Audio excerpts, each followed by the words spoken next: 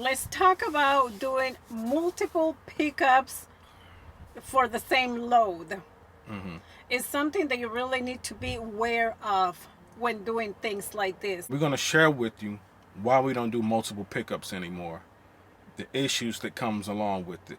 Before we get to that part, please don't forget to subscribe, like, and share. If you're getting any type of value from the content that we are putting out, please consider subscribing to the channel.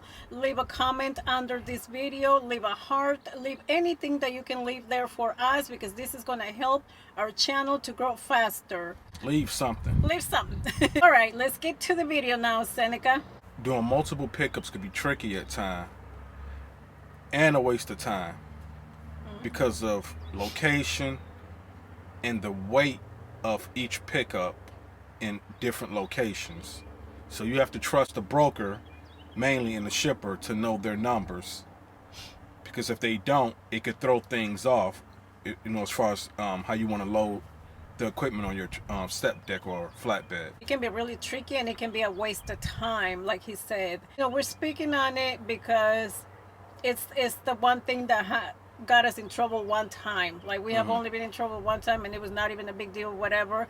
But it's something that you new owner operators, if you're doing multiple pickups, be aware of it. The one time that we decided to do a load that had 2 pickups, they were about a 2 hour away from each other. Okay, let me go back to the beginning. The pickup was supposed to be 2 pieces of equipment from the same location. We got to the location, and one of the machines was missing. It was missing from the location that Yes. we was at. Yes. And after a day, After a day. after a whole day, they finally located the second piece of equipment that we were supposed to pick up. And it comes to find out that it was in another city that was like 2 hours away. And we already, was at the first location. We was already there.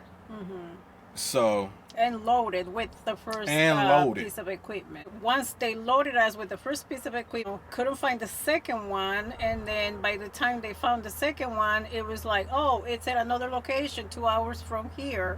However, they close at 5 o'clock, and it's 4 o'clock, so you're not going to make it to pick it up. And to top it up, it was Friday. It was Friday, so it was a lot of frustration, going on, a lot of, back and forth with the broker.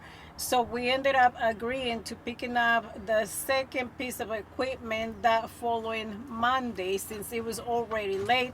There was no other loads. We had wasted basically like half of the day, almost all day, with dealing with that situation.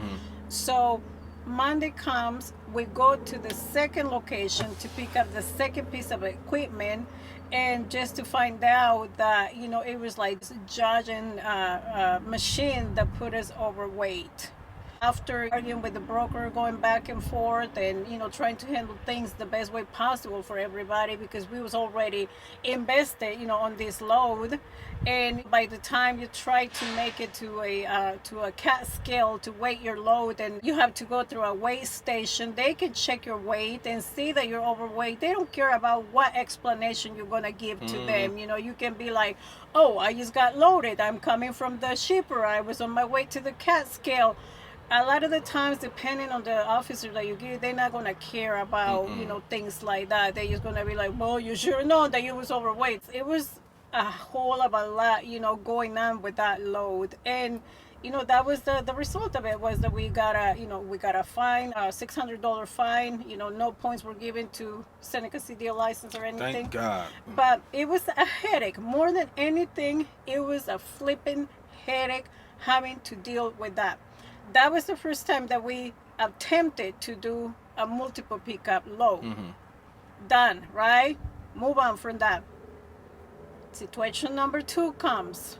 We was in Florida. Good old Florida. We find a load. Load's paying decent money, going to a PA. We're like, all right, we take it. Again, it was Friday, towards the end of the day. We got loaded in the morning that morning. We tried to get another load so we didn't get stuck for the weekend. find this load, 2 pieces of equipment. All right, we'll be there to pick it up. One of them was in Orlando. The second one was in Jacksonville. We go to the Orlando, pick it up. It's a small little, what was it? Forklift. It was a small It was a forklift, A yeah. small one. We're like, oh, fine. It's going to be, good. We get to the second pickup, and is this giant, when I say giant machine, it was this giant machine. And we was like, no, this has to be overweight. Like, this cannot be the weight that the broker is saying. Get on the phone, call the damn broker again. And I'm like, no, like, this looks like it's way, way too heavy. I'm trying to find the specifications of that machine and everything, looking it up online so that I can, look up the weight online. We asked the people in the store. They were not sure. It was a whole hot mess with that. They were really unorganized with it. The broker has no clue about anything. Like always, they just play stupid with everything. When they know that they're lying. They're lying. That's why they're like refusing to provide you with exact information about that piece of equipment. And that was the case with this broker. She was like, oh no, that's the wrong model. No, the model that I give you was the wrong one. Let me send you the right one. Oh no, that's not the right way. It was ridiculous. It was a whole back and forth with her. We got into it, like me and her got into it like loud that time, because I was like, I'm not playing with you. Come get this out of my truck, and we're not taking this load. Like, this is heavier than what you keep saying that it is, and I'm not about to have it. So at the end of the day, when you're booking the load, if they are not providing you with exact, make, model, serial number, or anything of the type of equipment that you're picking up, it's for a reason. And I had to learn that the hard way, with that load, that the reason why at the beginning when I booked the load, and I was like, what's the serial number so that I can look up, the machine that we're picking up. She was like, yeah, I'll send it to you in a minute. I'm getting it from the customer. They didn't send it to me, had to call her over and over.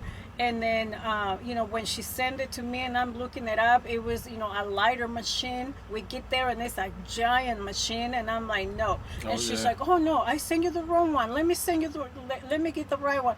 Sends me another one. It was not the machine that they were loading us with. Call her again. Same thing. She's like, oh, I am so sorry. The customer sent me the wrong one. Anyways, she was just trying, I feel like she was just trying to kill time to make sure that we was loaded. The place was getting ready to close. The shipper was getting ready to close, and it was Friday. So I'm assuming that her plan was, let's make sure that they get loaded. I'm not answering the phone. The place is going to be closed, and they're going to have no choice other than to take this equipment. And, that right there can be so frustrating. It can be such a waste of time, because we wasted our, half a day Friday, with that load, to ended up being, something that was not the weight that we was told that it was. And the whole weekend. And the whole weekend. So just be aware when you are picking up loads that have multiple pickup locations. Multiple pickups. Be aware. Like, we decided that we are not doing that anymore. A lot of the times, they're very sketchy about, or the brokers are very sketchy about the location of each load and the mileage. They always being sketchy with the mileage. Always lying about the mileage. Always lying about the mileage. Yeah. Always lying about the weight. In both incidents, that was the case. Yeah. Then the driver had to take the blunt force of everything that went wrong. Yeah. So ever since then, we was just like, no more. No. We could do multiple drop-offs, Yes, we will do. but I'm not doing multiple pickups, because anytime you get a little small forklift and you load it on first to the step deck, then the next one is a giant excavator. That by itself is the wrong way to load.